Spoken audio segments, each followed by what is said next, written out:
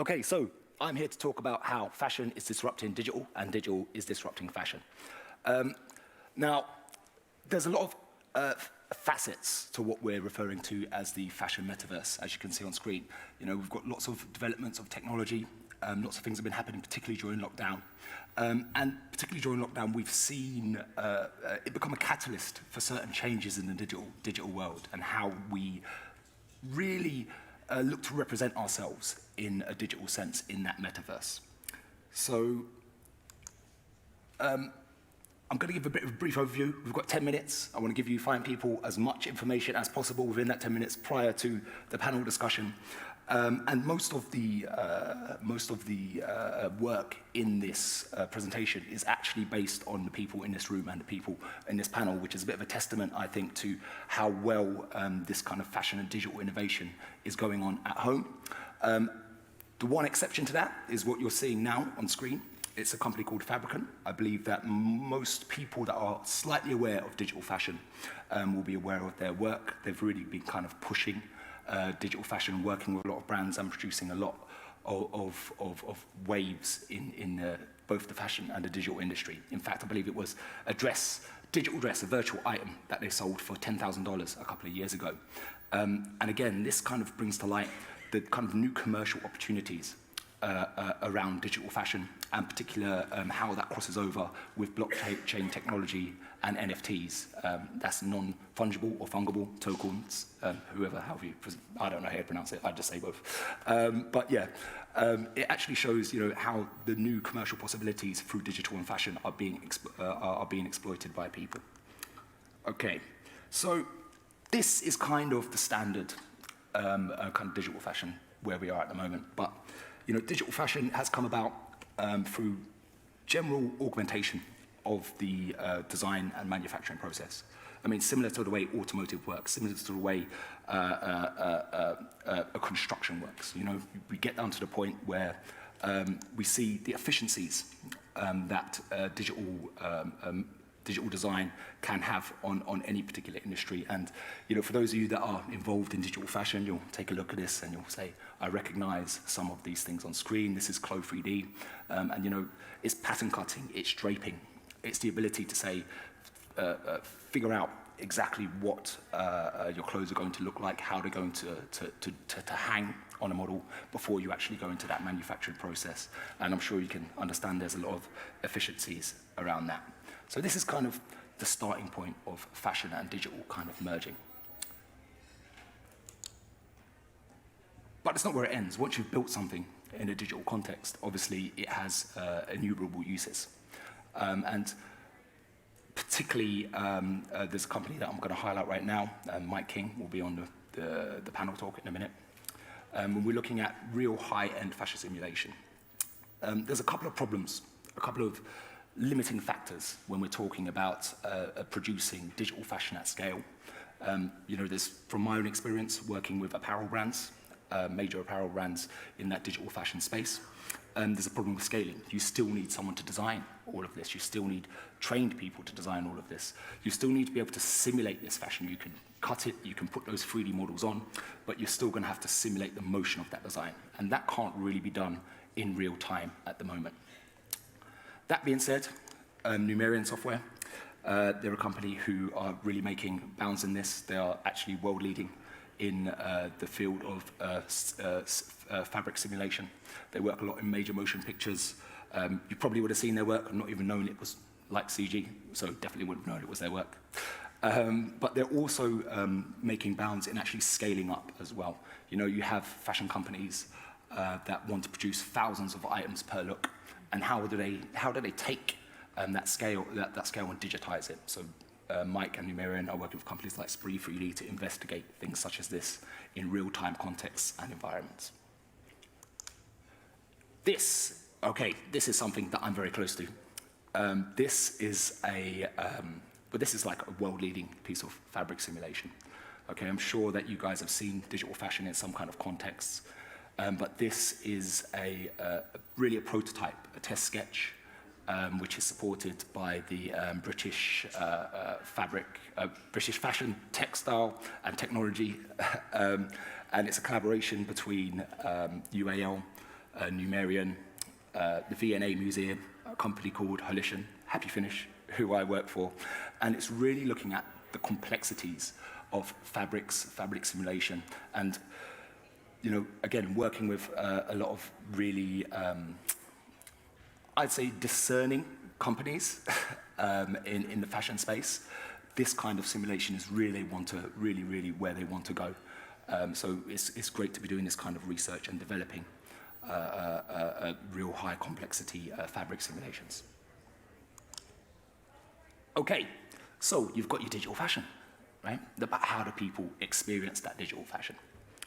And this is where we really begin to look at the accessibility and how it relates to consumers, and how they're able to really get the feeling of not just the fashion itself, but also brands that are pushing this fashion out. So, and this is a little bit about my company. So Happy Finish, we are about 12 years old now.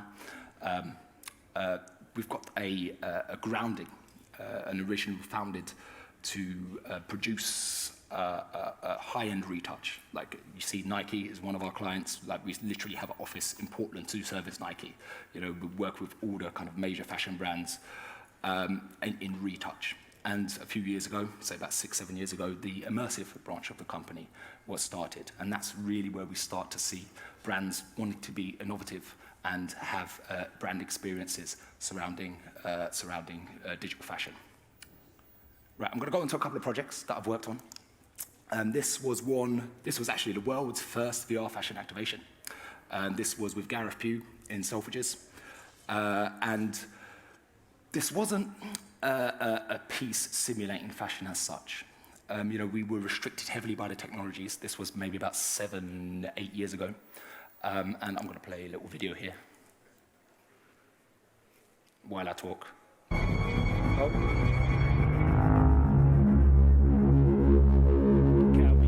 Sound, please. Thank you. Okay, cool. So this was not about going in and experiencing fashion as such. This was about Gareth Pugh. He's obviously a very renowned designer, and he has a very unique aesthetic. You know, and what he wanted people to experience was more his inspiration, more what he feels when he does. Oh, look at that guy. Look at more his inspiration.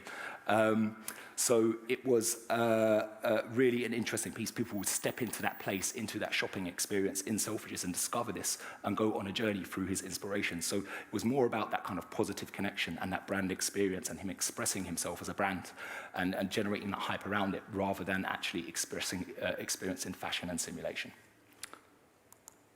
Okay, that was 6, 7, 8 years ago. Now we're talking about this here. This was about this time last year, actually, we started working on this. This was the Rita Ora EE Apple 5G launch advert. And again, we used real-time technologies, which meant that they were interactive. When you're working with Apple, you can't just put something on screen and say this can be done. You actually have to do it and prove it to them that you're doing it. So with this one, again, we use... Yep, the new iPhone 12 Pro on EE. Scan around you. We used a lot of the same kind of real-time techniques and engines, but we took it to a real other level. You know, technology advanced 5 or 6 or 7 years, so we're able to motion track her face, we're able to motion track her body, feed that in real time over to a rooftop in London, and get her on a phone with an augmented reality experience so that the user could actually see and communicate with her and see her dancing in real time. So again, this is not directly representative of what the fashion industry is doing, yet at the same time, we're pulling in a whole load of techniques which cross over into how people can represent fashion. And we do represent fashion in other projects. I just can't really talk about them at the moment, to be honest. Cool. So, Institute of Digital Fashion. So this is another player. A London-based digital fashion house, again working in simulation and working in real-time representations of fabric. I'll just say it now because I keep saying real-time in case and no one knows what real-time means. It's using game engines essentially, so you can interact and do things live rather than pre-simulation, which is that really high-end video you saw from Numerian, which means it's essentially like a like a Pixar. Actually, at the end of the day, it's rendered and you cannot interact with it. So, Institute of Digital Fashion, what I'll show you here is a video that they've produced, which is based on augmented reality and fashion, essentially. So this is something which is quite popular, now becoming more and more popular in terms of augmented reality. It's the idea of portals. You're able to pick up your phone, track the space around you, and investigate that space like a human being, which is really kind of taking away that barrier to entry and that barrier to interaction. So it enables brands, fashion brands, to have a store anywhere, in any place. It enables people to access that store anywhere in any place. And well, I guess kind of importantly to the brands, it enables them to shop anywhere in any place, still having that more immersive brand experience. This is another video from the Institute of Digital Fashion. And you can see like we're dealing with really high fidelity, highly realistic jewelling. Now, while this is not, fabrics and fashion in the sense of that fluidity, it is really looking at ray tracing improvements in technology in real time.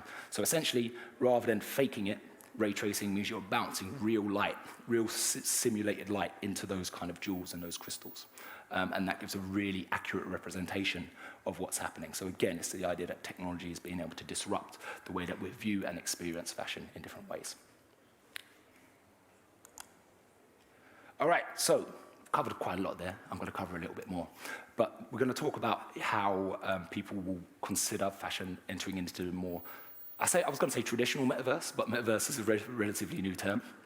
But when I say traditional metaverse, I mean the idea that, well, actually, let me break down the metaverse for you. So the metaverse I would consider to be a number of different things. But primarily, it's the idea that there is a persistent digital world that is living around us. We can dip in and out, access it anytime, any place, any device, and that's where it's kind of going.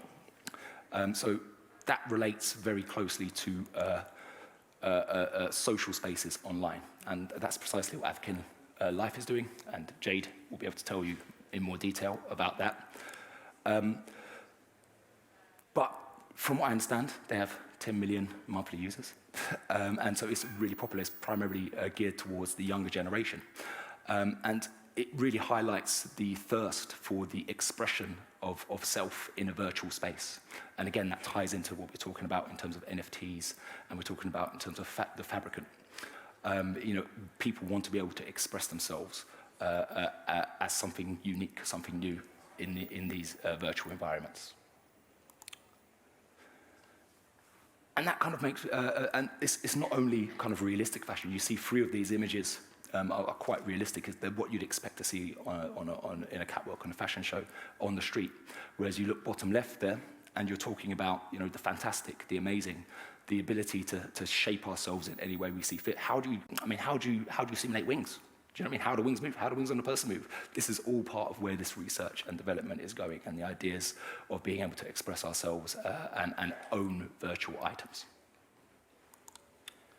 And finally, so this is a bit crazy. This is a massive project being undertaken by ABBA and Industrial Light and Magic.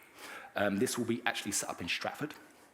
And I'll play you a little video of this again, but here we go. So you can see that this is a really high-end production which will employ thousands of people across 4 continents.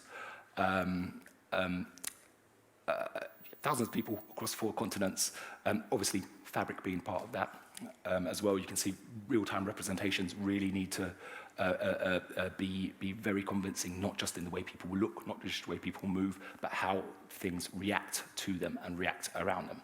And it really kind of highlights the fact that there is a massive growth in this kind of industry, in the fashion industry, and the desire for technology in the fashion industry, and the desire for fashion within the technology industries. And that kind of upskilling and upscaling is going to be highly important for us moving into the future. Okay, thank you very much.